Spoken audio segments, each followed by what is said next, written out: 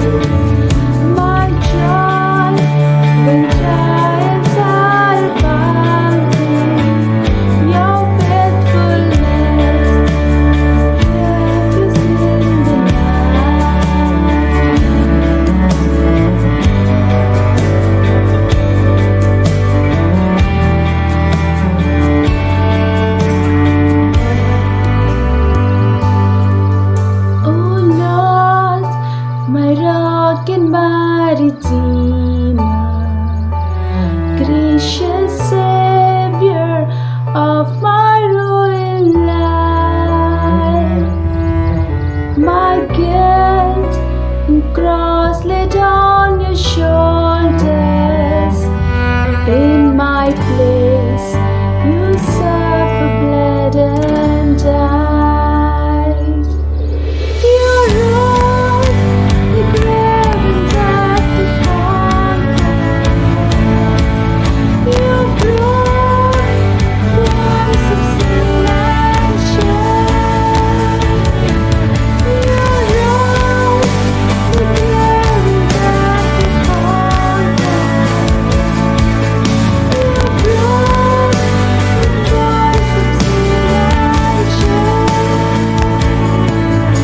Oh Lord, my rock and my Redeemer, may all my days bring glory to your name. May all my days bring glory to your name.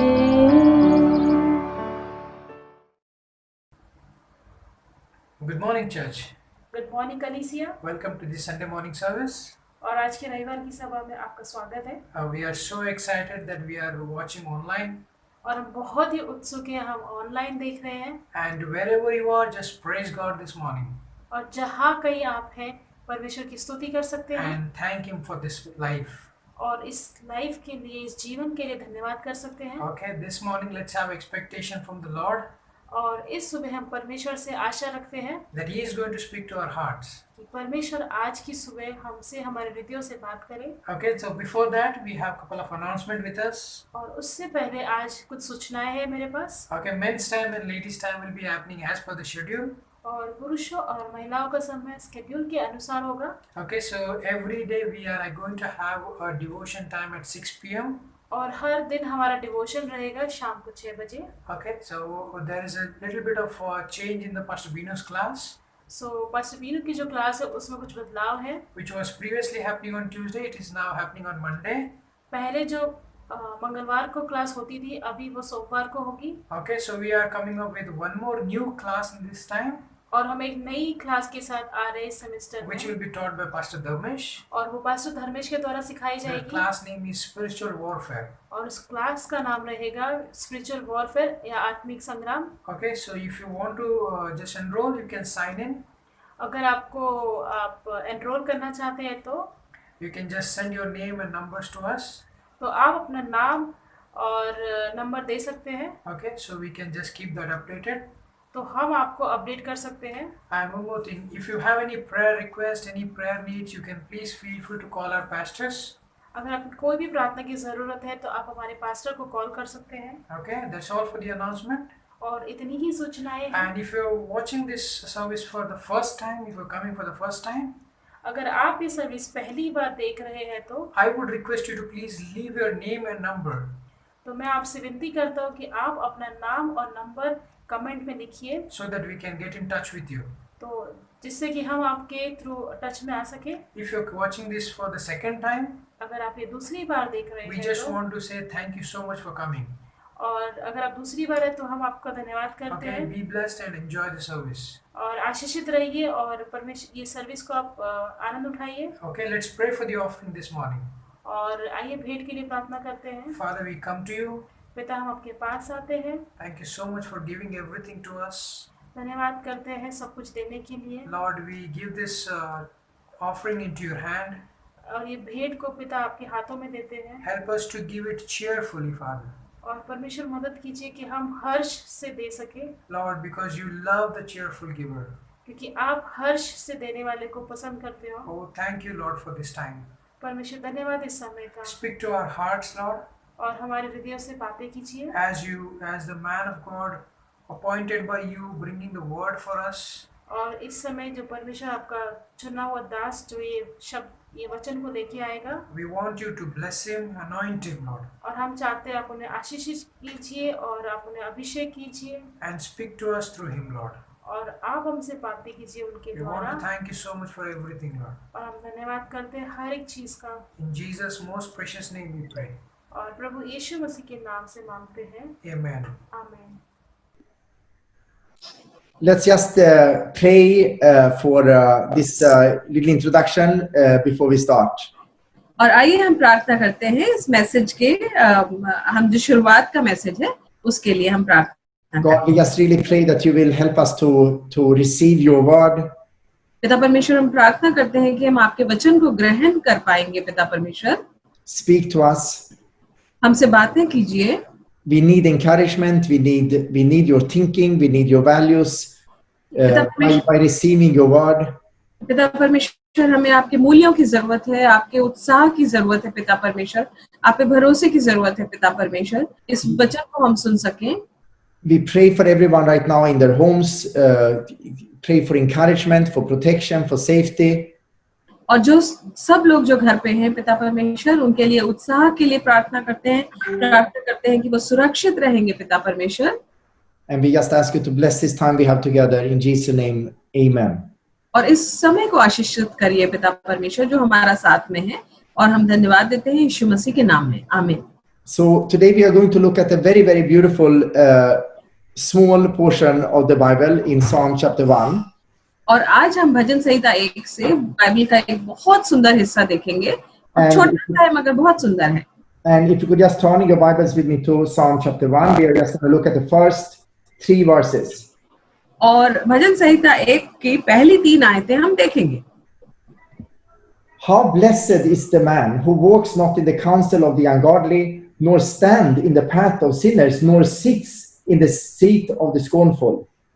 क्या ही धन्य है वह पुरुष जो दुष्टों की युक्ति पर नहीं चलता, और न पापियों के मार्ग में खड़ा होता, और न ठट्ठा करने वालों की मंडली में बैठता है। But his delight is in the law of the Lord, and in his law he meditates day and night. परंतु वह तो यहोवा की व्यवस्था से प्रसन्न रहता, और उसकी व्यवस्था पर दिन रात ध्यान करता रहता है। He shall be like a tree planted by the rivers of water that brings forth its fruit in its season, whose leaves shall also not wither, and whatever he does shall prosper. वह उस वृक्ष के समान है जो बहती नालियों के किनारे लगाया गया है और अपनी ऋतु में फलता है, और जिसके पत्ते कभी मुरझाते नहीं, इसलिए जो कुछ वह पुरुष करे वह सफल होता है। The word blessed that we read about in the very beginning of this portion, और इस हिस्से में हमने जो शब्द आशीषित या धन्य देखा, वो शब्द is actually a very rich word. The original word is in plural. और देखा जाए तो वो बहुत ही अद्भुत शब्द है। वो बहुवचन में है देखा जाए तो, जो उसका ओरिजिनल शब्द है। Very often when we hear the word blessing or blessed, we think about something we can get right now. और जब भी हम ब्लेसिंग या ब्लेसेड शब्द यानी कि आशीषित या धन्य शब्द देखते हैं, तो हम सोचते हैं कि कोई आशीष है जो हमें अभी मिल जाएगी। We would think about blessing for our health, blessing for our job, blessing for our family. और हम सोचते हैं कि इससे हमें आशीष मिलेगी हमारी तंदुरुस्ती को, हमारे काम पे, हमारे परिवार पे। Blessing to get enough money. और हमारे पैसों पे हमें आशीष मिलेगी। And those are all blessings. और ये सब आशीष हैं। But the word means so much more than that. परंतु इस शब्द का इससे बहुत ज्यादा अर्थ है। It's in plural. It includes many things. और क्योंकि ये बहुवचन में है जैसा मैंने बताया, तो इसमें बहुत सारी चीजों का समावेश है। Many blessings shall rest on the person that God has justified. और बहुत सारी आशीषें उस व्यक्ति पर होंगी जो परमेश्वर के द्वारा धर्मी ठहराया गया है। Some translation says, "Oh, how very happy is the one who." और कुछ ट्रांसलेशन ये कहते हैं कि कितना खुश है, कितना प्रसन्न है वो मनुष्य।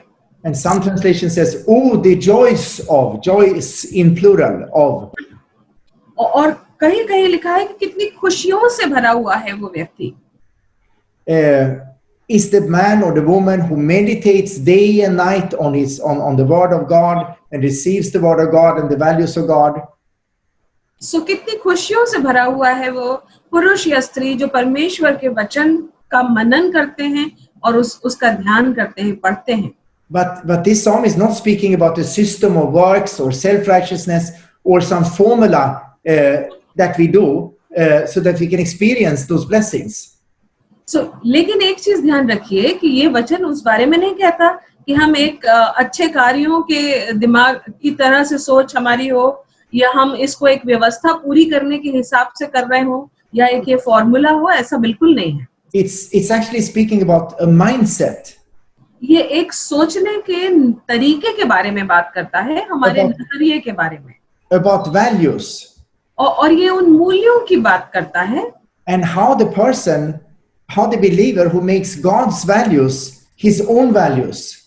और कैसे वो विश्वासी परमेश्वर के मूल्यों को अपना बना लेता है, अपने मूल्य बना लेता है. Will take delight and enjoy following God. और वो बहुत उसको उसमें सुखी रहता है, खुश रहता है परमेश्वर की व्यवस्था में. And blessings comes as a result of that. और जो आशीषें होती हैं वो उसके परिणाम स्वरूप आती हैं. And the principle that we see in these first 3 verses. और पहले 3 वचनों में जो हम सिद्धांत देखते हैं वो है is that certain things corrupt, they destroy, they tear down. कि कुछ चीजें नष्ट करती हैं चीजों को, उनको तोड़ती हैं. The values of the world destroy our soul and the capacity to receive from God. और जो दुनिया की या संसार के जो मूल्य हैं वो हमारे प्राणों को एक तरीके से नष्ट करते हैं या प्राणों को तकलीफ देते हैं वो. But drawing close to God, receiving His word and His values, परंतु परमेश्वर के नजदीक जाना और उनके मूल्यों को ग्रहण करना gives happiness through trust and fellowship with God. वो हमें बहुत आनंद देता है क्योंकि हम परमेश्वर पर भरोसा रखते हैं और उसके साथ संगति कर पाते हैं. And this is really the message of this psalm. और ये है संदेश इस भजन संहिता का.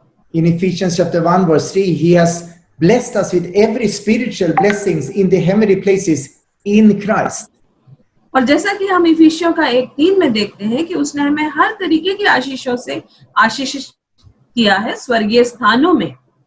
Yesterday I just spoke to a person, a believer, who had just lost his job a couple of days back.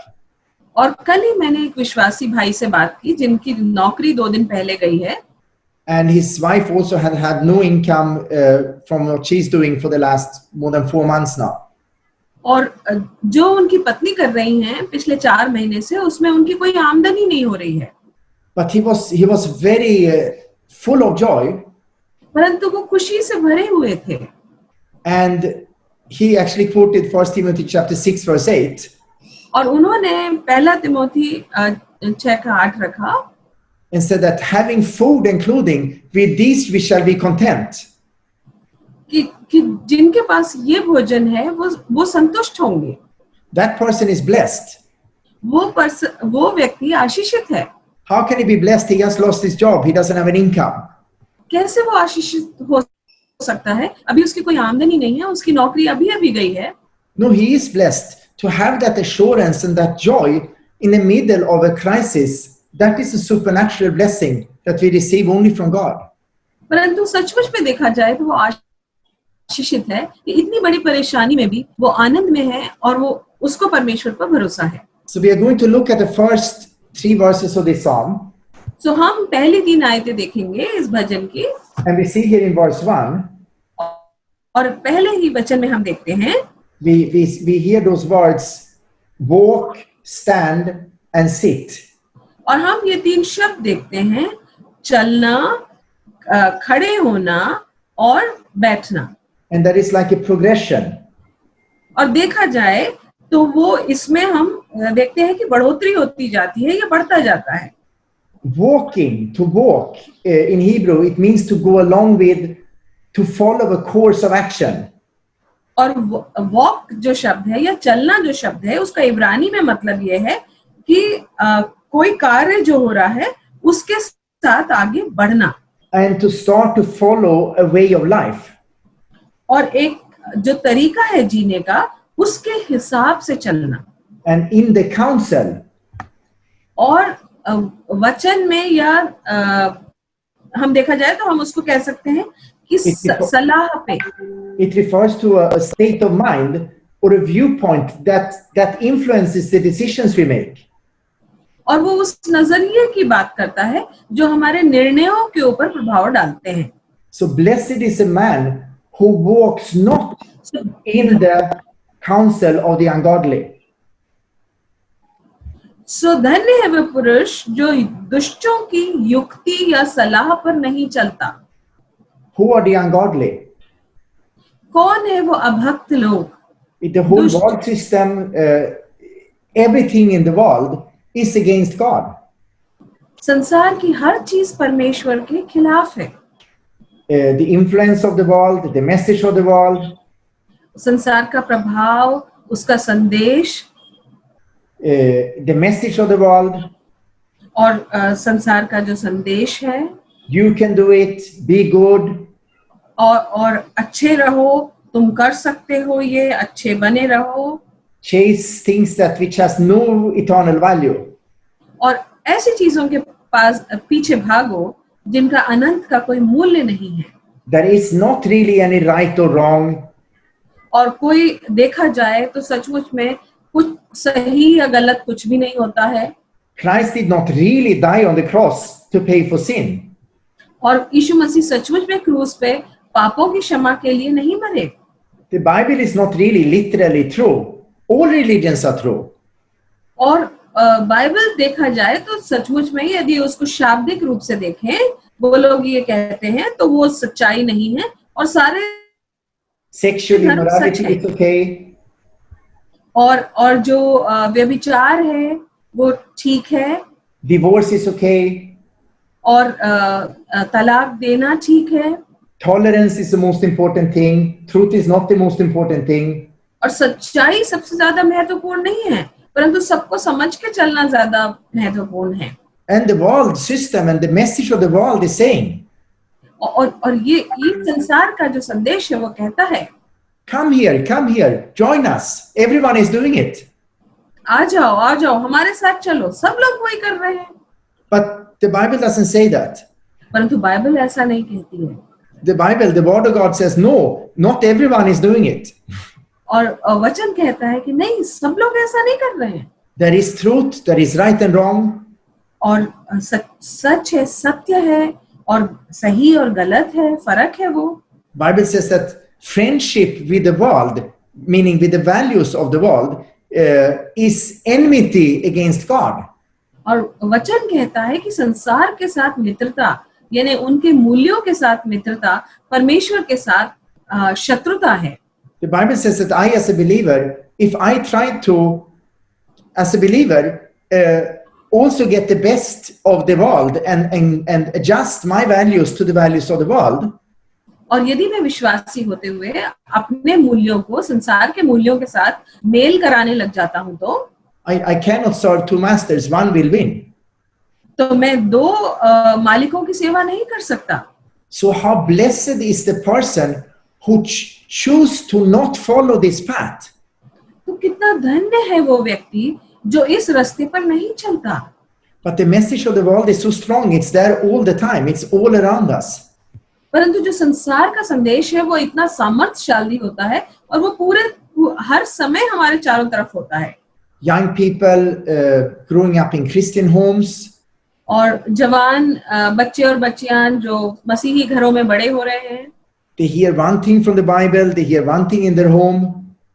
उनको एक चीज बाइबल में सुनाई देती है, एक तरह की चीज, और दूसरी चीज वो अपने घर में देखते हैं. But there are 100 things for each one thing they hear. There are 100 things from the world that says the opposite.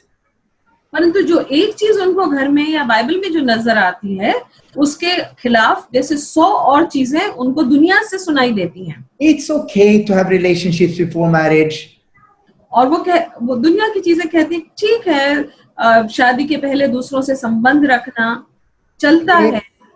Every single song, हर एक गाना, all the music, all the TV, all the movies, all the social media is saying the same thing. और यदि देखा जाए तो सारे movies और गाने और सोशल मीडिया यही चीज कह रहे हैं। It's not innocent. It's not one thing hammering us. It's a whole agenda to move us in that direction. और देखा जाए तो ये ऐसी चीज नहीं है कि इनके जो इरादे हैं वो बड़े खराब हैं और ये हमें दूसरी तरफ ले जाना चाहते हैं। And the world system just keeps telling, hey, come over here. Everyone is doing it. It's okay. और संसार की प्रणाली उनको जैसे कहती है कि इधर आओ, आ जाओ हमारे पास, हमारे साथ चलो, ये ठीक है, चलेगा ये सब। Hey, little student, how can you prove that God really created the world? We have another thing called evolution. Let us explain that to you. It's logical. It makes sense. और वो कहते हैं कि अरे छोटे से विद्यार्थी, तुम्हें क्या पता, परमेश्वर ने थोड़ी ये संसार को बनाया है, ये तो इवोल्यूशन से बना है। There cannot only be one truth. और सिर्फ एक ही सच्चाई नहीं हो सकती। And that message is coming all the time, all around us.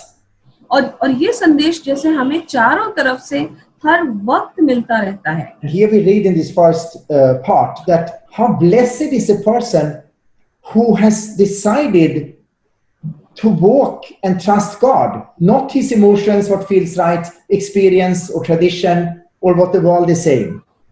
और कितना धन्य है वो पुरुष जो परमेश्वर के हिसाब से चलता है, ना कि दुनिया के मूल्यों के हिसाब से, दुनिया के परंपरा के हिसाब से, वहां से मिलने वाले संदेश के हिसाब से।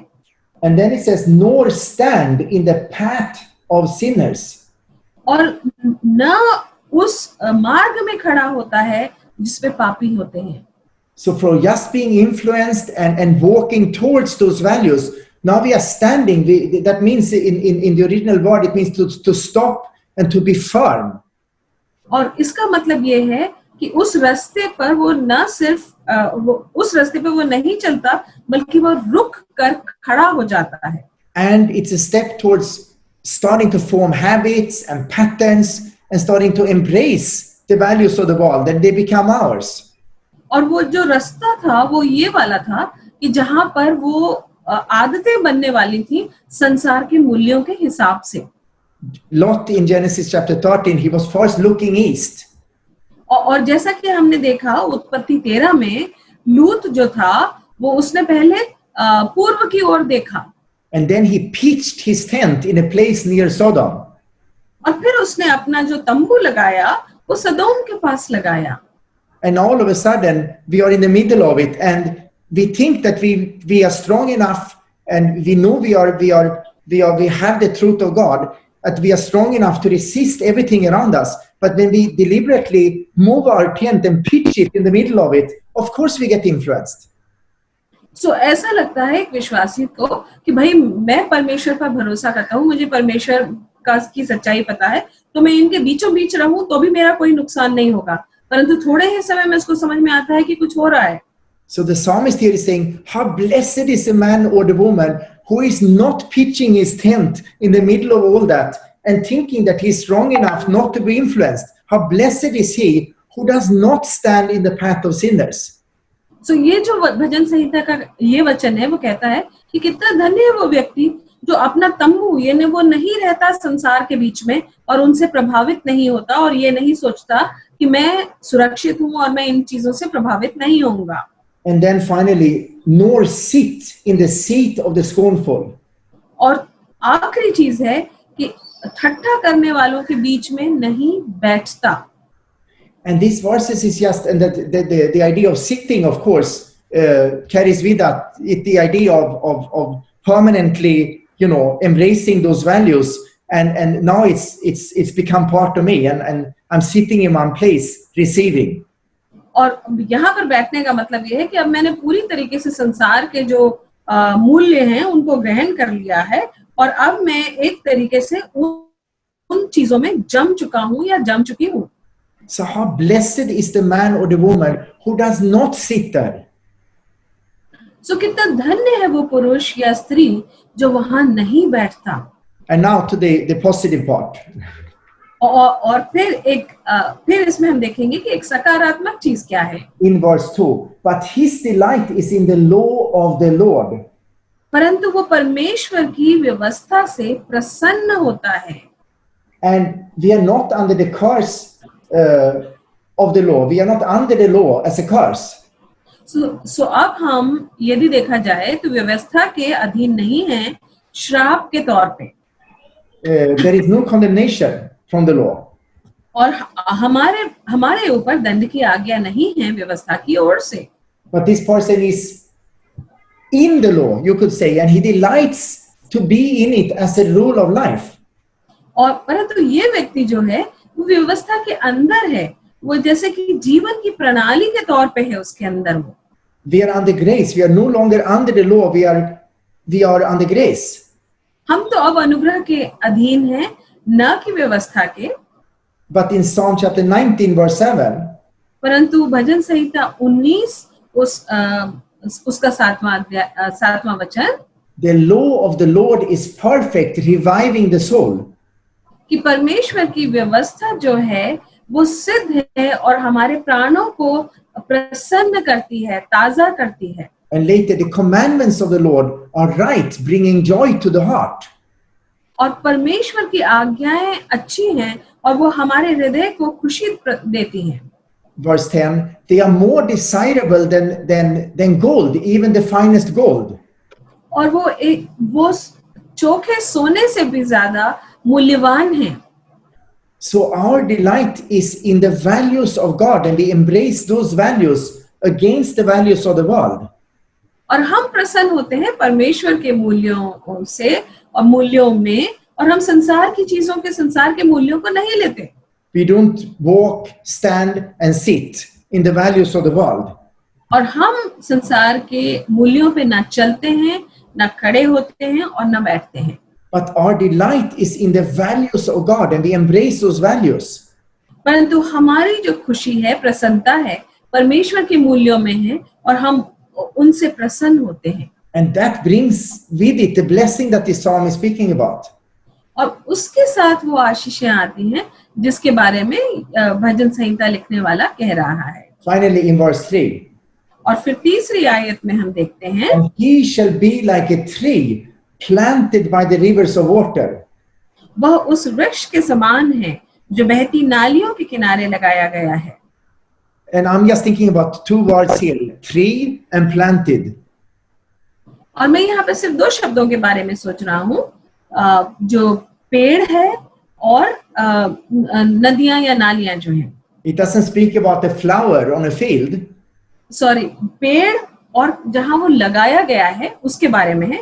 यहाँ पर फूलों के बारे में बात नहीं हो रही है। A flower is delicate, it doesn't have deep roots. देखा जाए तो फूल के कोई गहरी जड़ें नहीं होती हैं। No, it speaks about a tree, a large tree with fruits and deep roots. और यहाँ पर वो उस पेड़ के बारे में बात करता है जो बड़ा सारा है और उसकी गहरी जड़ें हैं और वो फल लाता है। And the tree has not happened by accident. It's not like a seed fell into the ground and a tree came up miraculously. और ऐसा नहीं होता कि जैसे बीज गिर गया और अचानक वहां पे पेड़ आ जाए आश्चर्य रूप से। No, this is a planted tree. The tree has been planted. परंतु ये जानबूझ करके वहां पर लगाया गया है ये पेड़। Matthew chapter 15 verse 13. मत्ती का 15-13 देखें तो, Every plant which my heavenly Father has not planted shall be rooted up. पर यीशु मसीह कहते हैं कि हर वो पेड़ जिसको मेरे स्वर्गीय पिता ने नहीं लगाया है वो उखाड़ दिया जाएगा। We have been planted by God. हमको परमेश्वर ने लगाया है। We are planted in one place by God. और एक जगह पर परमेश्वर ने हमें रोपा है। Justified by faith. और धर्मी ठहराया है विश्वास के द्वारा। Being made perfect by God. और हमें सिद्ध किया है परमेश्वर ने। And this person that this psalm speaks about, us, it's speaking about us. और जो व्यक्ति जिसका जिक्र यहाँ पे भजन संहिता कर रही है वो हम हैं। when we receive our values and we receive God's thinking, जब हम परमेश्वर की तरह से सोचना और परमेश्वर के मूल्यों को ग्रहण करते हैं तब, and we allow the Holy Spirit to operate in us, और हम पवित्र आत्मा को अपने अंदर कार्यकारी होने देते हैं तब we receive those blessings in our life. तब हम वो आशीषें अपने जीवन में पाते हैं. How blessed is the man or the woman. कितना धन्य है वह पुरुष या स्त्री. And we reject those false values of the world. और दुनिया के जो झूठे मूल्य हैं हम उन पे ध्यान नहीं देते हैं, उनका इनकार करते हैं. And we embrace the values of God. और हम गले लगाते हैं परमेश्वर की व्यवस्था या परमेश्वर के मूल्यों को. That brings those blessings. और वो सारी आशीषें लेके आती हैं. Amen. आमीन.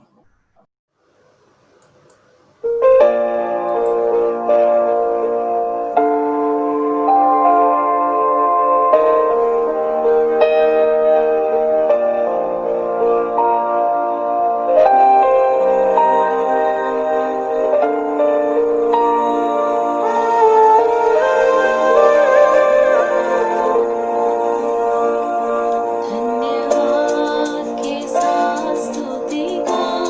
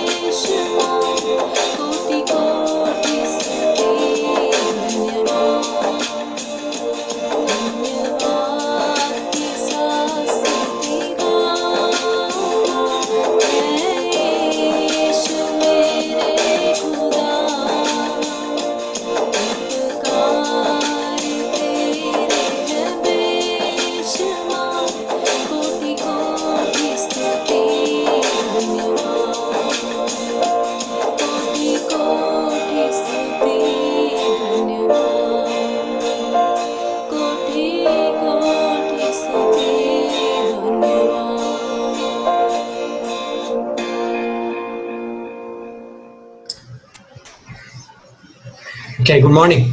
सुप्रभात। And this is another portion from the Bible. Bible से एक और हिस्सा। And this is, I just wanted to talk about from the book of Revelation. और प्रकाशित वाक्य की किताब से मैं कुछ बातें कहना चाहता हूँ। And then talk about sanctification. और हमारे पवित्रीकरण के बारे में भी।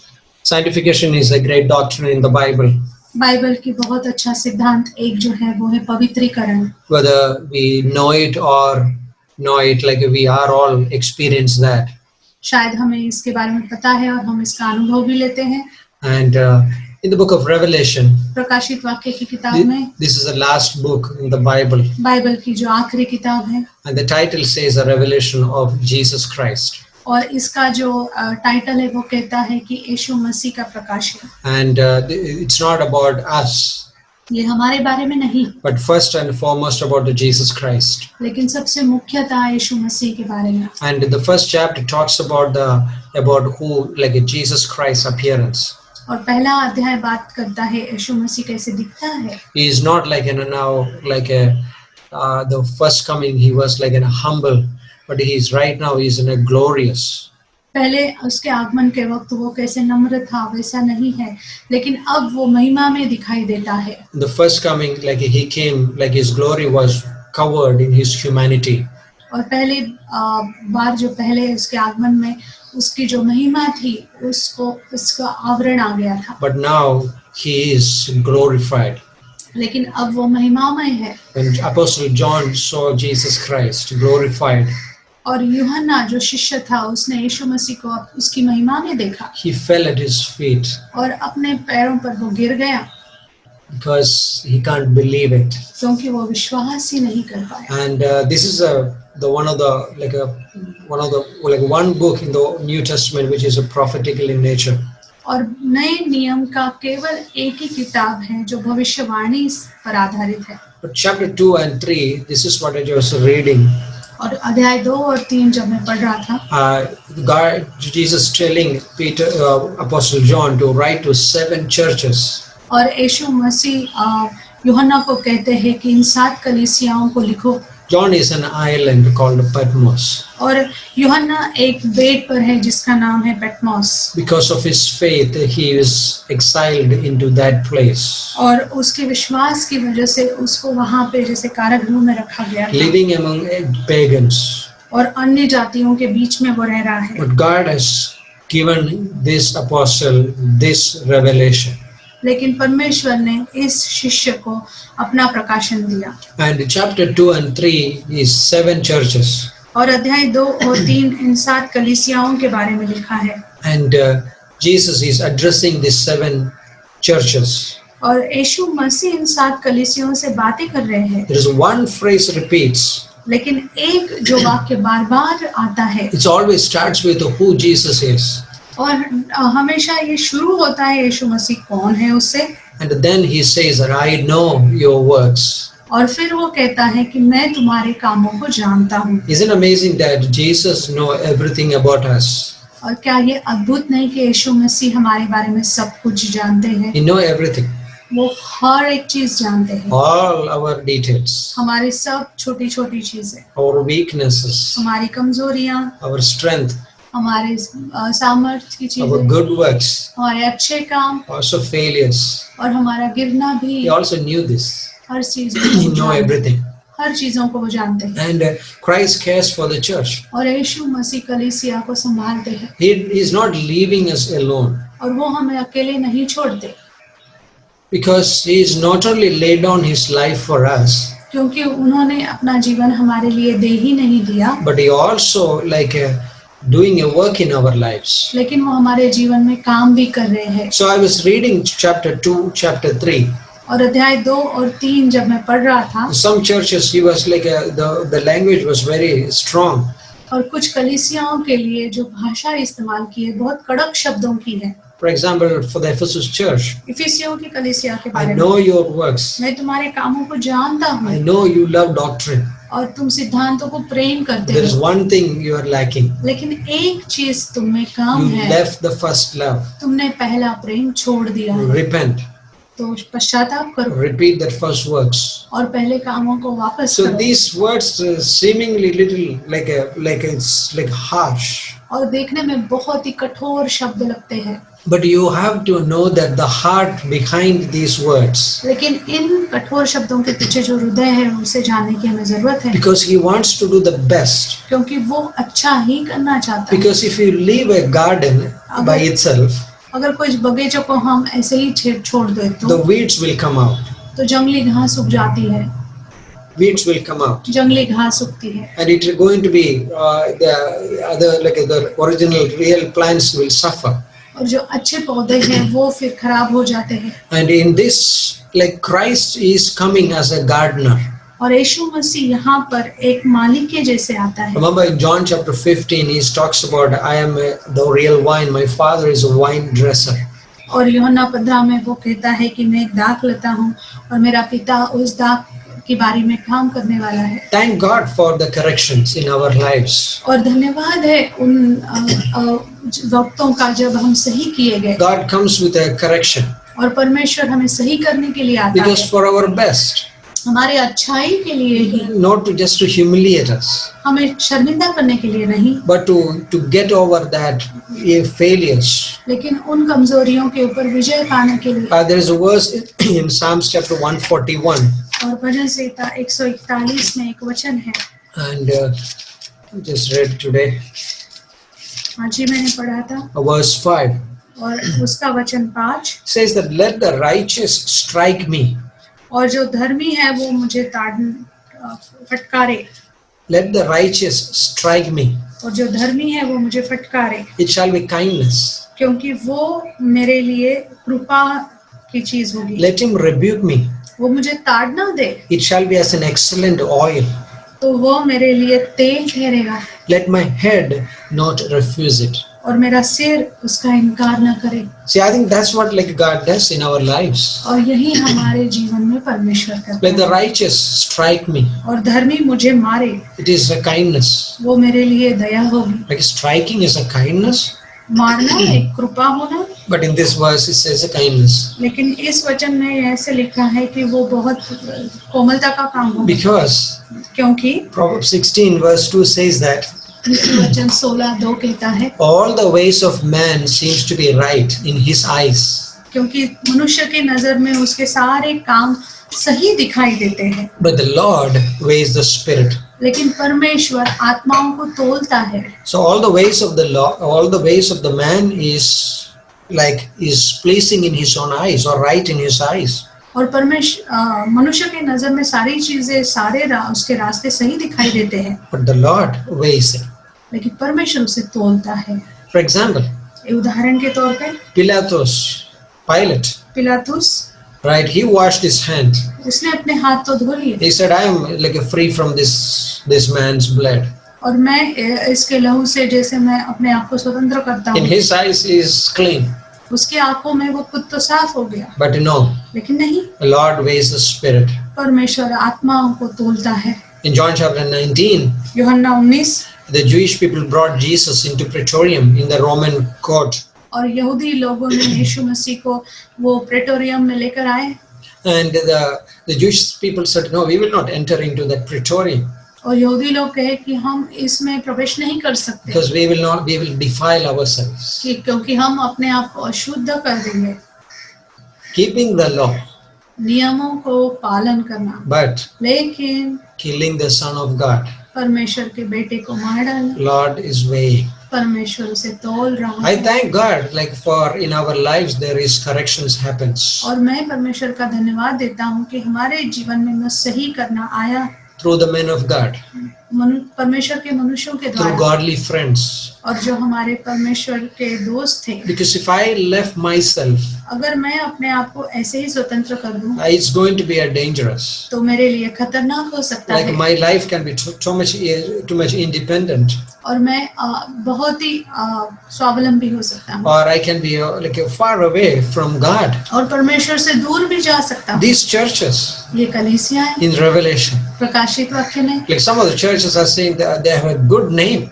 और कुछ कलीसिया बोलती हमारा तो बहुत बड़ा नाम है। That name, or like one of the churches called Sardis. और सार्दिस की जो कलीसिया है, God, Jesus says, यीशु मसीह क्या कहता है? you says you are alive, और आप कहते हो कि आप में जीवन है, but you are dead. लेकिन तुम तो मरे हुए हो, You are dead. मरे हुए हो। You see that, like when we live like ourselves, left to ourselves, क्योंकि जब हमें अपने आप के ऊपर छोड़ दिया then जाए, I stop receiving from the Lord. अगर मैं परमेश्वर से ग्रहण करना छोड़ दूं, This is what happens. ये हो सकता है। There is a form of godliness, एक तरीका, एक दिखावा हो सकता है ईश्वरीयता का, but then it is far away. लेकिन वो बहुत दूरी It's पर है, dead.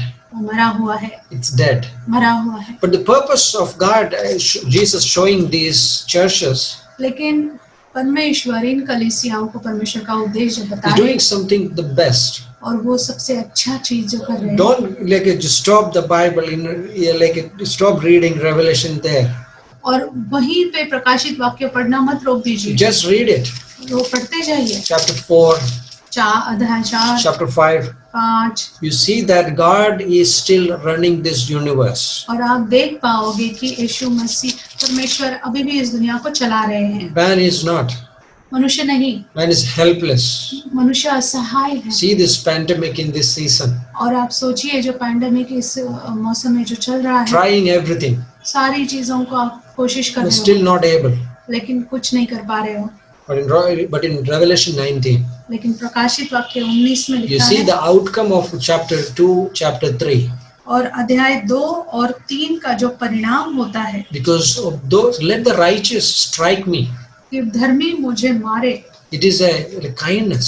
वो मेरे लिए कृपा मानी Let जाए, them rebuke me. और वो मुझे ताड़ना दे, It is an oil to my head. और मेरे सिर के लिए वो तेल का काम Let not करेगा, my head refuse it. और मेरा सिर उसका इनकार न करे। Because by nature we want to defend. क्योंकि हमारा स्वभाव ही है कि हम अपने आप का बचाव करें, By nature we deny it. और हमारा स्वभाव है कि हम इनकार कर दें। But I think that David said in Psalm 139, लेकिन जब दाऊद 139 वचन से it's in the last verse, search me, O God. आखिरी वचन कहता है कि परमेश्वर मुझे खोजो, Search me, O God. परमेश्वर मुझे खोजो। Is there any evil thing? अगर मुझ में अगर कुछ बुरी चीज है, Just leave it, remove it, Lord. तो उसे निकाल दे। But when Revelation 19, और लेकिन प्रकाशित वाक्य 19 you में see those churches, इन कलीसियाओं को आप देखो what happened? क्या होता है। That means all of us, इसका मतलब हम सभी, like all the church believers. सब कलीसिया के विश्वासी। See verse 7, वचन 7 देखिए क्या कहता verse है। 6. वचन 6, And I heard, John the apostle heard, as it were the voice of great multitude. और यूहन्ना शिष्य ने पूरा सुना कि देखो एक बड़ी भीड़ का आवाज, As the sound of many waters, as the sound of mighty thundering, saying, Hallelujah, for the Lord God omnipotent reigns. बहुत जल का सा शब्द और गर्जन का सा शब्द, बड़ा शब्द सुना, हालेलुया, क्योंकि प्रभु हमारा परमेश्वर सर्वशक्तिमान राज्य करता है। Verse 7. वचन 7, Let us be glad and rejoice and give him glory, for the marriage of the Lamb has come, and his wife has made herself ready. और हम आनंदित और मगन हो और उसकी स्तुति करें, क्योंकि मेमने का विवाह आ पहुंचा है और उसकी दुल्हन ने अपने आप को तैयार कर लिया है। What he says that? क्या कहता है? His wife, उसकी दुल्हन, meaning the church, इसका मतलब कलीसिया, you and me, मैं और आप, has made herself ready. अपने आप को तैयार किया है। Thank God for chapter 2 and 3, अध्याय 2 और 3 के लिए धन्यवाद करें। because he came, he showed me. और वो Sure. आया और उसने मुझे दिखाया, You can't see virus, और हम इस वायरस को देख नहीं पाते right, in this season. इस मौसम में। If we can see the virus, we can really escape that. और अगर हम देख भी पाए फिर भी अपने आप को बचा नहीं पाएंगे। God can see minute details. परमेश्वर छोटी छोटी चीजों को देखता He है see that, scan the church. और पूरे कलीसिया को जैसे स्कैन कर लेता है, He see these things. He just pick it up और वो जैसे चीजों को जैसे उठा लेता है, गलतियों को, so that they can made themselves ready. कि वो अपने आप को तैयार कर सके। Hallelujah. That's amazing verse, isn't it? और परमेश्वर की स्तुति हो, हालेलुया, कितना अद्भुत वचन है। When things goes wrong, जब चीजें गलत हो जाएगी, when things are like not control, और जब हम चीजों को संभाल नहीं पाएंगे, Think about this verse. इस वचन के बारे में सोचिएगा। His wife made herself ready. और उसकी दुल्हन ने अपने आप को तैयार कर लिया। Verse 8.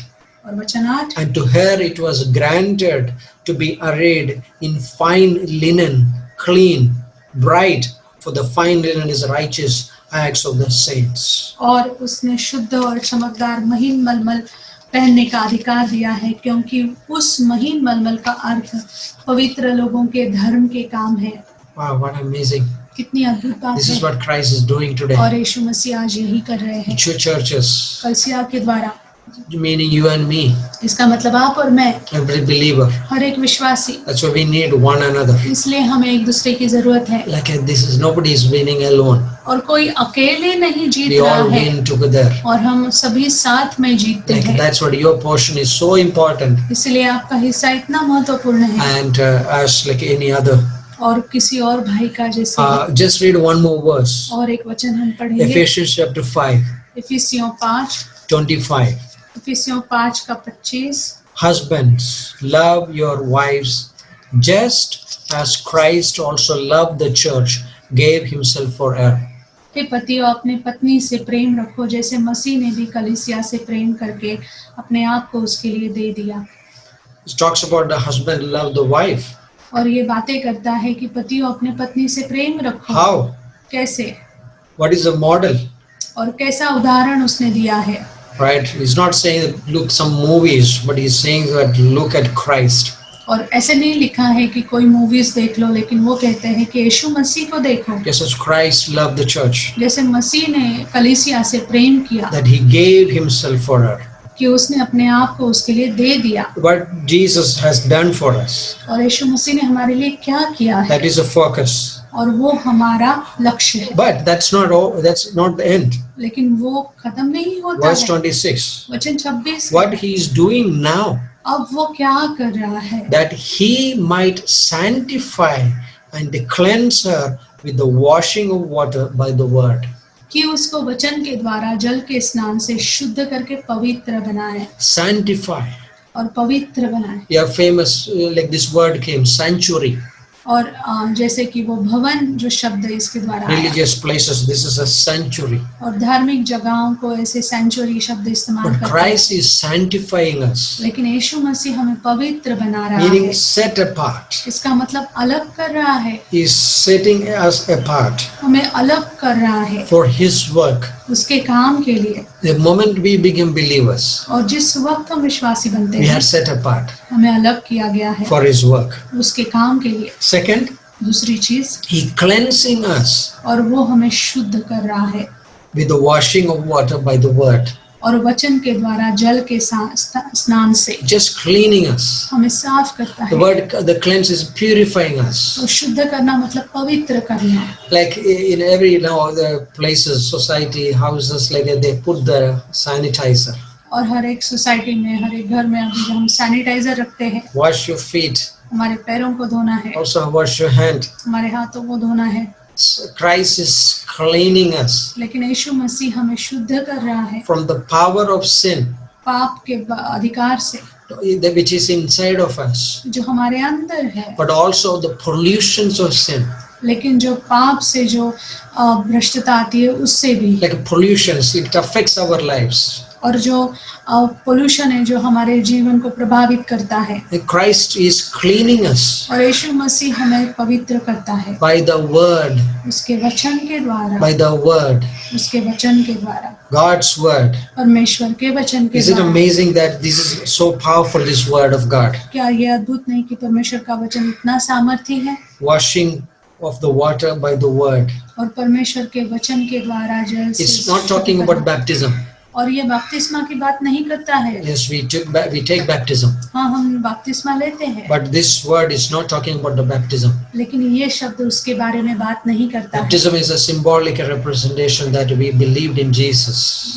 बपतिस्मा लेना एक सिर्फ एक चिन्ह के रूप में है कि हाँ हम उसको दिखाते हैं, दर्शाते हैं। But this is a work of God. लेकिन ये परमेश्वर का काम है। When you and I read the word, जब हम वचन को पढ़ते हैं, when what Christ is washing us, यीशु मसीह हमें धोता है or the Holy Spirit is using this word. और पवित्र आत्मा इन शब्दों का इस्तेमाल करता है। By the way, Holy Spirit will never do his work apart from the word.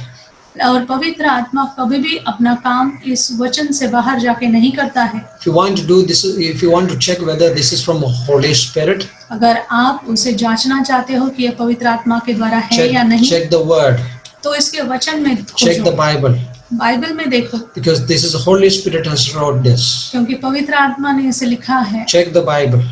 Bible को खोजो, And this is so important. और ये बहुत जरूरी है। So Holy Spirit works in our lives तो पवित्र आत्मा हमारे जीवन में काम करता है through this word, इस वचन के द्वारा, because I need to be cleansed. क्योंकि मुझे शुद्ध किया जाना There's so जरूरी much है। pollutions. और इतने सारे पोल्यूशन आते हैं, There is so much pollutions which is in this world, around me, in me. और इतनी भ्रष्टता है मेरे अंदर, इस दुनिया में, I need to be cleansed. और मुझे निर्दोष किया जाना जरूरी But है। what is the ultimate goal? और आखिर में क्या उद्देश्य है इसका? Verse 27. वचन 27 That he might present her to himself a glorious church, कि not having spot or wrinkle or any such things, but that she should be holy and without blemish. और उसे एक ऐसी तेजस्वी कलीसिया बनकर अपने पास खड़ी करे जिसमें ना कलंक, ना झुर्री, ना कोई ऐसी वस्तु हो, वरन पवित्र और निर्दोष हो। It's amazing. ये अद्भुत है। Wow, like God says that why I'm doing this.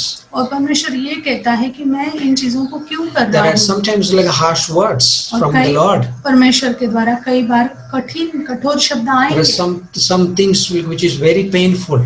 और ऐसी चीजें होगी जो बहुत दर्द करेगी। John chapter 15 talks about this. यूहन्ना 15 उसके बारे में बातें करता है। Right, every branch like which does not bear fruit, he lifts it up, और हर एक डाली जो फल नहीं लाती है उसे वो ऊपर करता है, and every branch which bears fruit, he prunes it, और हर एक डाली जो फल लाती है उसे वो छांटता है, because he looking for this ultimate क्योंकि वो इस उद्देश्य के लिए वो करता है glorious church, कि एक ऐसी बहुत ही तेजस्वी no कलीसिया spot.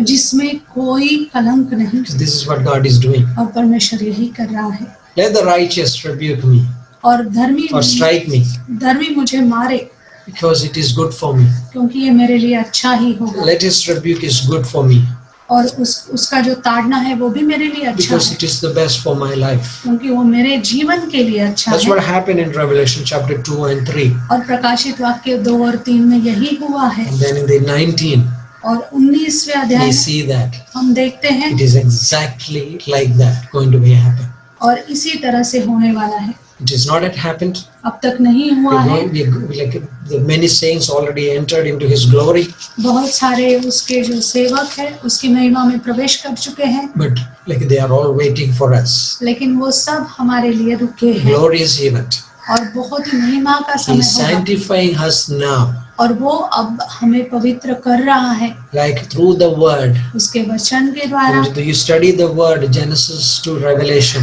जब आप पढ़ते हो उत्पत्ति से प्रकाशित What वाक्य is तक happening? क्या हो रहा है? It is sanctifying us. वो हमें पवित्र बना रहा है। Adam and Eve story, आदम और हवा की कहानी where में God came, परमेश्वर आया like put a cloth on them. और उनके ऊपर कपड़े पहनाए, Like when I read that, और जब मैं उसे पढ़ता हूँ this is what the promise God has promised. और परमेश्वर ने वहीं पे वायदा दिया है Like sanctifying us. कि वो हमें पवित्र बना रहा The है। 10 commandments. 10 आज्ञाएं, When you read the specific commandments, और कुछ खास आज्ञाओं को we've जब आप पढ़ो, fallen short of that. अगर आप उसमें नहीं कर पा रहे But हो then what तो happens? क्या होता है? When we see Christ जब हम यीशु मसीह को देखते हैं sanctifying us, वो हमें पवित्र बना रहा है, then we see Christ coming, first coming, और जब हम यीशु मसीह का पहले आगमन को देखते हैं died on the cross. जब वो क्रूस पर मरे, This is what Hebrews 10 says that. इब्रानियों 10 यही कहता Like है, by his one sacrifice, और उसके एक बलिदान के he द्वारा is sanctified once and forever. उसने हमें हमेशा के लिए पवित्र कर Then दिया in है। one, like second coming of Christ, जब यीशु मसीह का दूसरा आगमन, when you read it, जब आप उसे पढ़ते what हैं happens? क्या होता He है? sanctifies us. वो हमें पवित्र करता In है। 1 John chapter 3, पहला यूहन्ना 3, where John says, यूहन्ना ये कहता है, Beloved, we are all children of God. प्रियो हम सब परमेश्वर के बच्चे हैं, संतान Behold, हैं। now we are the children of God. और देखो अब हम परमेश्वर की संतान हैं। But we लेकिन know that when He is revealed, हमें ये पता है कि जब वो आएगा we shall be like Him. हम उसके जैसे हो जाएंगे, We will be like Him. हम उसके जैसे ही बन But जाएंगे। verse 3 says, लेकिन वचन 3 क्या कहता है? everyone has this hope. और सभी के पास यही आशा है, Purify himself, अपने आप को पवित्र करे just as he is pure. जैसे कि वो पवित्र है। So, from the beginning to the end, शुरुआत से लेकर आखिर तक what the word is doing, वचन क्या कहता है? it is just washing me, वो हमें धो रहा है right? It just to like purifying me. और हमें पवित्र कर रहा है। That's amazing. ये अद्भुत है। Jesus said, John 17:17, यूहन्ना 17:17 में यीशु मसीह कहते हैं, Father, sanctify them. हे पिता उन्हें पवित्र करो Thy word, your word is the truth. और तुम्हारा वचन जो सच्चाई है Sanctify उसके them द्वारा, with your word, और तुम्हारे वचन के द्वारा उन्हें आप पवित्र करो because your word is truth. क्योंकि तुम्हारा वचन ही सच्चाई है। Like just to encouraging you to read this little portions of the Bible, और मैं आपको प्रोत्साहित करूंगा कि बाइबल के छोटे छोटे हिस्सों को पढ़िए because it has a power in our lives. क्योंकि उसका हमारे जीवन में सामर्थ्य है। That news and like it can paralyze our Christian walk. और जो समाचार है हमारे मसीह जीवन को जैसे लंगड़ा बना सकते I not say हैं। that don't watch. मैं ये नहीं कहता हूँ कि मत देखिए, Watch out, but then I take the word more, double. लेकिन जितना मैं देखता हूँ उससे ज्यादा मैं परमेश्वर के वचन को लेता हूँ। Sometimes the word can be hurt. और कई The bar word can be hurt you. ये जो शब्द है शायद आपको ठेस पहुंचाएंगे, For me too. मुझे भी। But Proverbs 27:6 says that लेकिन नीति वचन 27:6 कहता है, open rebuke is better than the kisses of an enemy. और खुली तरीके से ताड़ना एक शत्रु के चुंबनों से बेहतर है। Amen. आमीन। May God bless. परमेश्वर आपको आशीष दे। Father, we thank you पिता हम धन्यवाद करते हैं for this time. और इस समय के लिए। Thank you, Lord. You are purifying us धन्यवाद परमेश्वर कि आप हमें पवित्र कर रहे हो through your word. आपके वचन के द्वारा। Lord, speak to us परमेश्वर हमारे साथ बातें कीजिए in our day today. हमारे हर एक दिन के कामों में। Like that psalmist said, let the righteous strike me. और जैसे भजनकार कहता है कि धर्मी मुझे It मारे, is a kindness. वो मेरे लिए कृपा होगी। Thank you, Lord. धन्यवाद करते हैं परमेश्वर Because you always loves us. क्योंकि आप हमेशा हमसे प्यार करते And हो we also see what is going to be. We are going to be. और हम ये भी देखते हैं कि हम क्या बनने वाले हैं। Thank you, Lord. धन्यवाद If करते हैं। anyone who is listening, अगर कोई व्यक्ति सुन रहा है and they never have this hope, और जिसके पास ये आशा नहीं है you can simply say this prayer. और इस प्रार्थना को कर सकते हैं, Jesus, come into my heart. यीशु मसीह मेरे हृदय में आओ, Forgive my sin. मेरे पापों को क्षमा करो, I want to be a child of God. मैं परमेश्वर का संतान बनना चाहता हूँ। Thank you. धन्यवाद। I believe in Jesus. मैं यीशु मसीह पर विश्वास करता हूँ। Amen. आमीन। Thank you. धन्यवाद। If you took that prayer, अगर आपने इस प्रार्थना को किया है, the Bible says that guarantees that you are a child of God. Bible ये कहता है कि आप परमेश्वर के बच्चे हैं। And contact us. और हम हमें कांटेक्ट कीजिए। Thank you, Lord. धन्यवाद। Amen. आमीन। Thank you. Yes, Lord. Praise your name. हम हाथ उठाकर गाएंगे।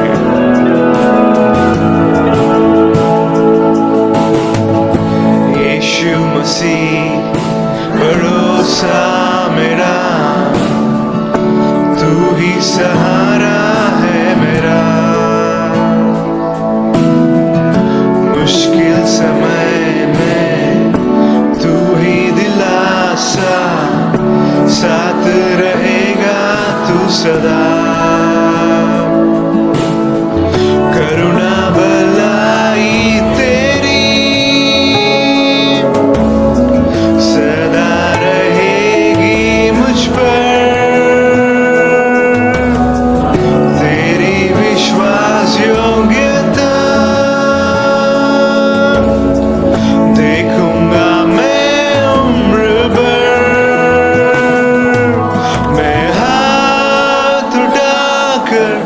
गाऊंगा यीशु तेरा नाम रहे ऊंचा